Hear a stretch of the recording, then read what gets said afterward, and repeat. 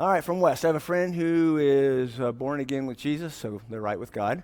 He is also a Democrat that cannot stand Trump. He also thinks Trump has done nothing to advocate to advance Christians because of his rhetoric past. When I tell him the things you say about Trump, he laughs and says that doesn't mean it's true. He has a right to his own opinion. Oh, another long one. Okay. He says you shouldn't even be talking politics in church. He says the Bible says so.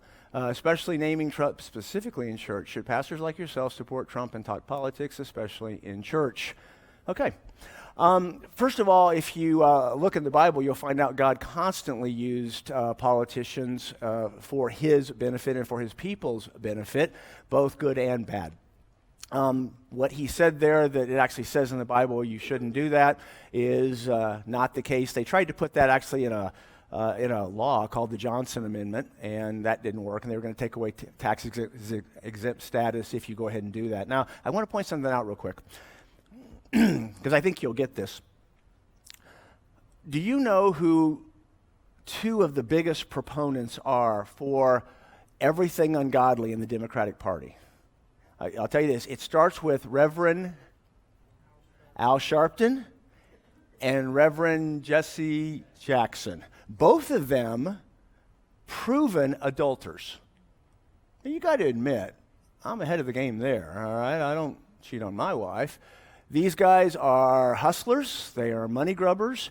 They are supposedly pastors who speak on a national stage telling people what they ought to believe. Everything opposed to what God actually says.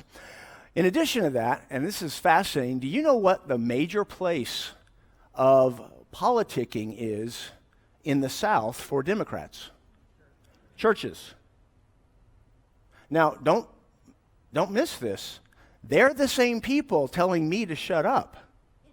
All right? They're not telling them to shut up. They're telling me to shut up. And so you begin to see exactly what's going on here. Guys, I have the right as an American and biblically a right as a pastor to do this, to stand for God's truth. And that's the key. I've admitted the weaknesses with President Trump and what I've seen. If you remember when I taught about this actually right before the election took place, when everybody's like, I don't know what to do. Look at this guy. Look at the way he's lived. But then there's Hillary, and what do we do? And remember what we did?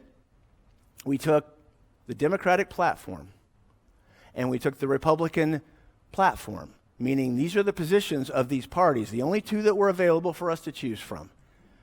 And when you began to look at the Democratic Party, where remember, this was the first time they literally took God off. They took that plank off. Nope, God's no longer in the Democratic Party. They had just done that. They were pro-abortion, pro-homosexual behavior, pro-transgender behavior. I mean, one right after another, all the way down the line. It was one thing after another against God. The Republican platform was the opposite of that. God and freedom and life and morality. And if you remember, it was based on that, not on Donald Trump. The reality is it's not the support of an individual person. That person will come and go. It's the basic premises by which they are operating and living. And so to answer the question, should a pastor support Trump? The reality is they should look at what the Bible says and what actually applies in the real world. And if, in fact, that happens to be down that line where Trump is leading, then the end result is they should support those policies. Now, I will tell you this, guys. I'll be real straight with you. I do support President Trump, and I don't mind any of the stuff he's doing. Now, this is going to sound really weird coming from a pastor. I don't want him to quit tweeting.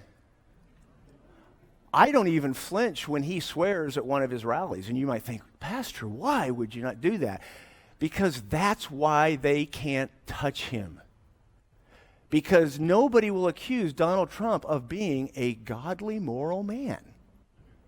And they don't know what to do with that. They don't know what to do with somebody because they can't say, you Bible thumper. If it had been Ted Cruz, oh my gosh, they would have been all over about, oh, you Christian, and shoving your religion down our throat. Guys, I'm telling you, God pulled one on all of us. I mean, I didn't see it coming. I don't know many people who actually saw it coming. But the reality is God said, watch what I'm about to do. Guys, he gave our nation another chance. When you start seeing, do you know in Virginia, I mean, a couple different states, They are legalizing infanticide. They're killing the baby even after it's out of the womb and trying to call it abortion. It's like post-birth what? It's not late-term abortion. Guys, this is the kind of world that we live in right now. And I think it's kind of interesting when all this bad stuff starts to happen. It's almost like God says, okay, we're taking off the gloves. And they bring this brash, self-centered, braggadocio guy that shows up, and he cleans their clocks. And we all watch this happen going, oh, this guy has done more, and I cannot believe this. He has done more for this country at this point, and I'm not just saying my opinion, I'm saying in hard facts, than even Ronald Reagan did for this country. I couldn't imagine I'd ever say that about anybody else, let alone Donald J. Trump. So I got to tell you guys, when people convince good people to sit down and shut up is when we fail. And so I'm not confused at all about the man Donald Trump. I pray for him all the time. I really hope he and Melania have a great marriage. I hope that he gets right with God. I hope he'll be good with God because he has played a significant role in my ability to even speak to you right now without being busted, without something. And we were headed that direction in our society. So, guys, there's going to be a lot of people that are going to want to tell you, just don't do it. The reality, if you and I don't stand, who exactly is going to do it? And the reason the other side wins, the ungodly, because this is a battle between good and evil. You look at those two platforms. That's a battle between good and evil. And if we don't stand, if they convince us that they can shout and scream, that they can be violent, that they can do whatever they want, and we better just take it. Guys, that's what Republicans have done. Republicans have learned to be good losers. They lose very graciously. And Donald Trump came along and went, yeah, I don't think so. I'm not a loser. You're losers, but I'm not a loser. I know. All that stuff. But guys, we've got to stand. And you know what? Whether you like Donald Trump or not, you need to pray for that man because that man has graphically changed your existence. Look at your 401k. You know, if you just want to get down to just that, look at all the open stores, where all the closed stores. Barack Obama looked us in the eye and said, this is the new normal, and said, it's my job to help you in the decline, because he was a one world government individual who believed that there needed to be a worldwide approach to what we do, and that America was too big for its britches. It didn't deserve to be so wealthy and strong. It should not, in fact, be the only nuclear power. And that's why he supported what he did with Iran and what he did with the $1.8 billion in cash that he handed them, all the stuff that happened there, because, doggone it, America, they need to be cut down to size. Remember his apology tour? He went across the world in the very beginning and apologized for America. Have you noticed Trump's not real big on apologies?